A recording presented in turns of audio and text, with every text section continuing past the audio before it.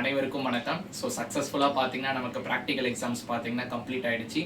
Okay, எல்லாருமே நல்லா பண்ணியிருப்பீங்கன்னு நினைக்கிறேன். நெக்ஸ்ட் நம்மளுடைய ஃபோக்கஸ் பார்த்தீங்கன்னா மார்ச் 28 நடக்க போகிற பப்ளிக் எக்ஸாம். ஸோ இந்த வீடியோட டைட்டில்லே நீங்கள் பார்த்துருப்பீங்க, ஏன் 10th மார்க்கு ரொம்ப ரொம்ப இம்பார்ட்டன்ட்னு. உங்களுக்கு இப்போ தெரிஞ்ச நாலேஜ் படி பார்த்தீங்கன்னா உங்களுக்கு என்ன தெரியும்? ஓகே, 10th மார்க்கை பேஸ் பண்ணி குரூப்ஸ் நமக்கு வந்து கொடுப்பாங்க. 11th ஸ்டாண்டர்டில் நம்ம நல்ல மார்க் எடுத்தோம்னா நம்ம கேட்குற குரூப் வந்து கொடுத்துருவாங்க. அது மட்டும் தான் உங்களுக்கு தெரியும். அது தாண்டி பார்த்தீங்கன்னா நிறைய விஷயம் இருக்குது. உதாரணத்துக்கு பார்த்தீங்கன்னா நீங்கள் 10th முடிச்சுட்டு நீங்கள் காலேஜெலாம் முடிச்சுட்டு நீங்கள் ஒரு வேலை வாய்ப்புக்கு நீங்கள் வந்து போகிறீங்கன்னா கட்டாயமாக அவங்க உங்களுடைய 10th மார்க் கேட்குறாங்க. இப்போ கம்பெனிஸை பொறுத்துப்பா, இப்போ நிறைய ஐடி கம்பெனிஸ் இருக்குது, நிறைய ஆட்டோமொபைல் கம்பெனிஸ் இருக்குது. எல்லாருமே பார்த்தீங்கன்னா 2-3 மார்க்கை வந்து பார்ப்பாங்க. ஒன்னே 10th நீங்கள் எவ்வளோ எடுத்தீங்க, 12th எவ்வளோ எடுத்தீங்க, காலேஜில் எவ்வளோ எடுத்தீங்க. ஸோ எல்லாத்துலேயுமே பார்த்தீங்கன்னா ஒரு 75% கிட்ட உங்களுக்கு கண்டிப்பாக எதிர்பார்க்குறாங்க. அதனால் நல்லா பண்ணுங்கள்.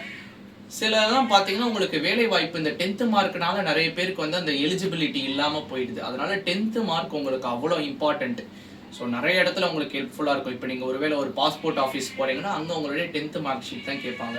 ஸோ நிறைய ஜாப்ஸ் சின்ன சின்ன கவர்மெண்ட் ஜாப்ஸாக இருக்கட்டும், எல்லாத்துலேயுமே 10th மார்க் ஷீட் கேட்பாங்க, 10th மார்க் வந்து கேட்பாங்க.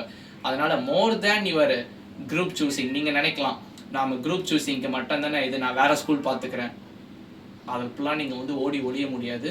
கண்டிப்பாக உங்களுக்கு அதையும் தாண்டி பார்த்தீங்கன்னா நீங்கள் வேலைக்குன்னு போகும்போது இந்த 10th மார்க் கண்டிப்பாக உங்களுக்கு ஹெல்ப்ஃபுல்லாக இருக்கும். அதனால் இப்போலேருந்தே படிங்க. நான் பயமுடுத்துறதுக்காக சொல்லலை, ஜஸ்ட் ஒரு அவேர்னஸ்க்காக நான் சொல்கிறேன்.